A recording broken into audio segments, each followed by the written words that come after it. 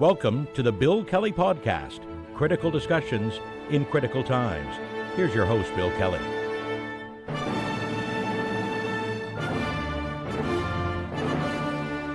Hey, welcome to another edition of the Bill Kelly Podcast, critical discussions in these very critical times.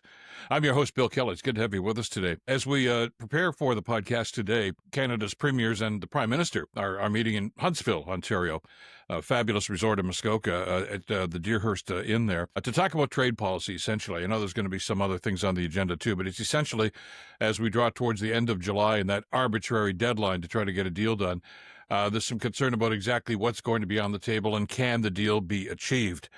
Well, as I've said on previous podcasts, and I'll just reiterate that now, I don't think it's going to happen. And I'm not saying there's not going to be a trade deal, but it's ridiculous to think that something's going to happen between now and July 31st or August 1st, whatever the date is that they've decided. There's just too large a gap right now to try to build bridges over. As long as Trump maintains there's going to be high tariffs on steel and aluminum and so many other things, including copper now, it's not going to happen. And he wants the supply management thing basically scrapped, so the Canadian dairy farmers are going to be left out in the cold. I don't see the Prime Minister, I don't see anybody on this side of the border giving into that sort of thing. So forget about trying to find some miracle announcement over the next 10 days. That does not mean there can't be a deal, though. But what we have to do is we have to hold strong in a unified way here to stand up to Trump and simply say, look, we want something that's going to be beneficial to Canada, too.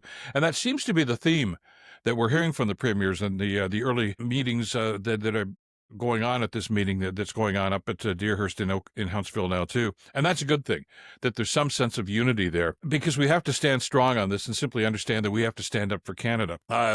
But it's important, and I think very, very educational here and instructive for us to see some of the extraneous noise that's coming out of the States, not just from the White House, from some of the other folks, too, including Canadian Ambassador Pete Hoekstra. Now, we've talked about Hoekstra on past podcasts. He's the U.S. ambassador to Canada. As soon as that appointment was made, and we talked about that on the podcast, I heard from an awful lot of you that knew of this guy from before. He was the ambassador to the Netherlands, I guess, during the first Trump administration, and formerly a politician in Michigan.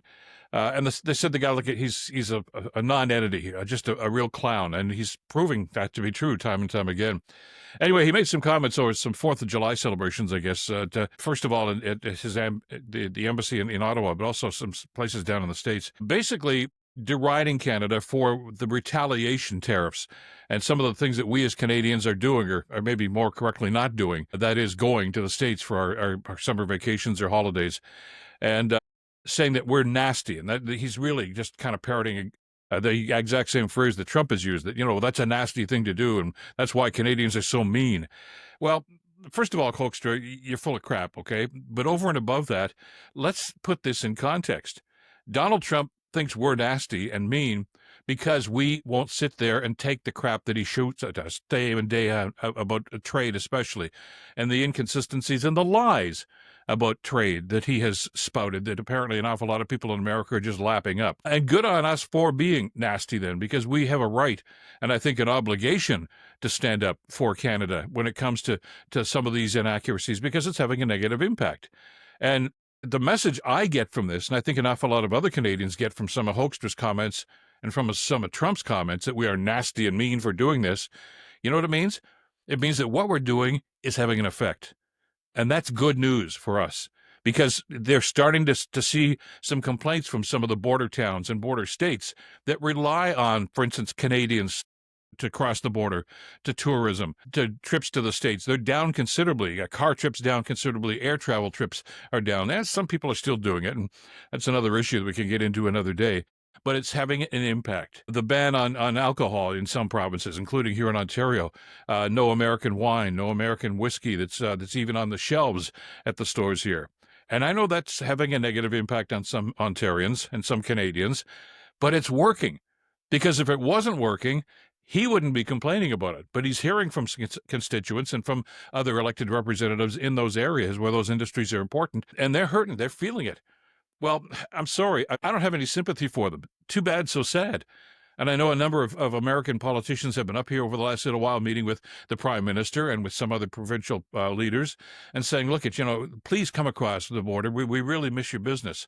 Well, let me tell you something. I'd like to introduce those politicians that are hurting, use their phrase, Let me introduce you to some of the families in the Hamilton area that have been laid off because of what's going on with the steel industries. They're very, very concerned about any future employment because of what's happening with the steel industry and the aluminum industry in Quebec. Or how about some of the people in Windsor and in Brampton that we worked for Stellantis and thought, hey, the future is bright because new deals have been signed, new commitments were made. Now that the orange menace is in the White House, those deals are gone. Jobs are being lost in Stellantis, and now General Motors is reporting the same sort of thing. How about those families? Do they give a damn on the other side of the border about the impact that that's having on those people and on those Canadian citizens? And that those relationships and that future was all built on that trust between trade deals between Canada and the U.S. And Trump has basically ripped that up and said, I really don't care. And by the way, as we've also talked about, it's having a negative impact on an awful lot of jobs down in the States, too. But Trump seems oblivious to that. But that's for the Americans to deal with. We have to do what we're doing here on this side of the border to make some statements and to stand up for Canada's rights. And we're doing that. And I think that's a great idea. And it's a great thing. As BC Premier David Abich said, that means it's working. He says he was upset about the ambassador's comments, but the fact that he's making them indicates that what they're doing is starting to have an impact. And the first time that Trump went crazy on us during his first term with some of these ridiculous tariffs that he had imposed, they did back off eventually, and it was because of an awful lot of pressure that the Trump administration was feeling from some of the border states, or from down in Kentucky, where bourbon and some of the whiskeys are being made, because they're not being sold in Canada anymore.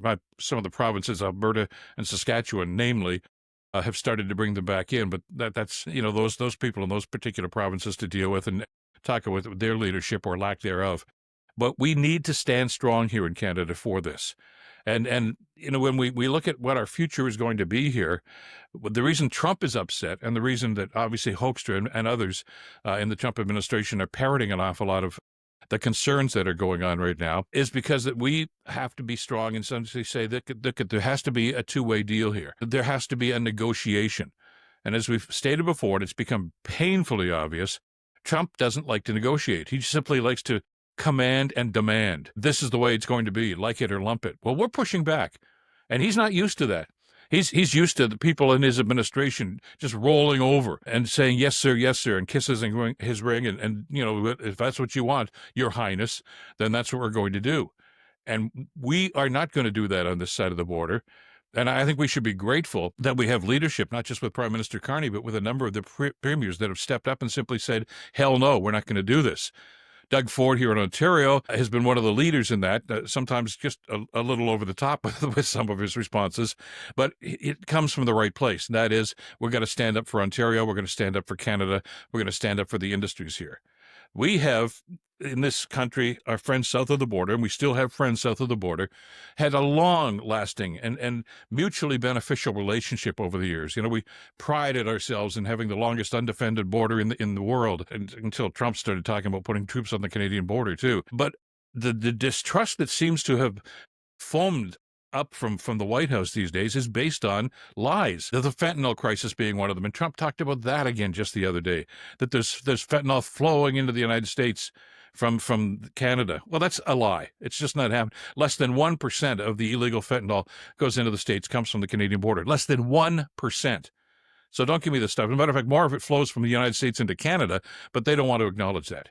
They don't want to acknowledge the number of handguns that flow across the border from the United States into Canada, too. It's all a one-way street with the Trump administration. And when he controls the media, and we'll talk about that in another podcast, as he seems to be doing right now, because anybody that writes or says anything contrary to the Trump administration gets sued or gets fired because the Trump administration applies pressure to the guys that own their broadcasting institution or their newspaper, whatever the case might be.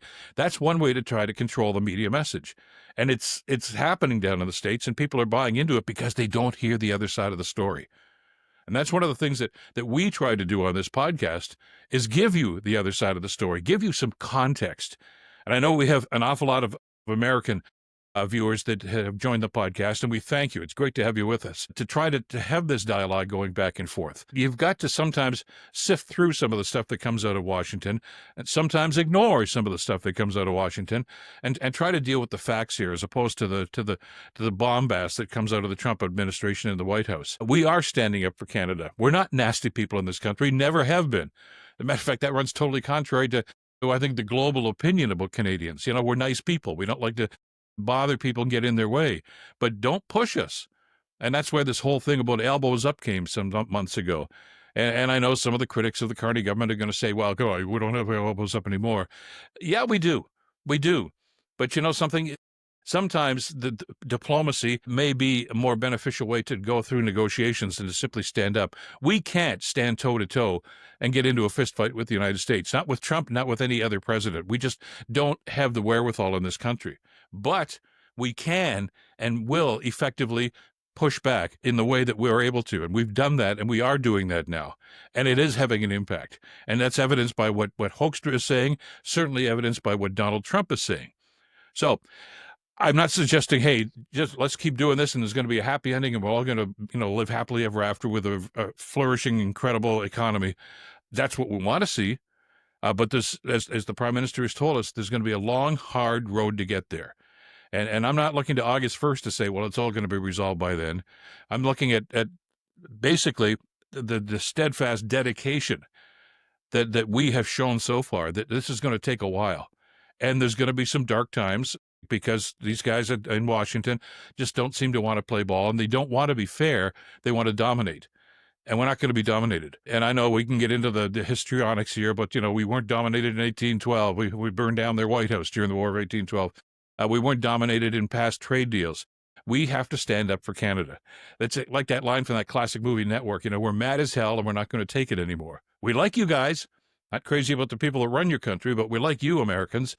And we expect you at some point to understand what's going on around you, because they're being negatively impacted just as much as we are in this country economically by some of the Trump policies. And at the end of the day, hopefully they're going to come to that realization and demand that their political leaders get sensible about this. I don't necessarily think the guy in the White House is ever going to get that message, but the people around him, the people that are going to be running for re-election soon in their midterm elections, hopefully will get that message. So stay strong, Canada. And to the premiers and to the Prime Minister and his staff, do the same thing. We're on the right track here. It's not a fast track. This is not the express lane to economic happiness, but it is the right lane, and we're traveling in the right direction. So let's stay with it. That's it for this edition of the podcast. So glad that you could be with us.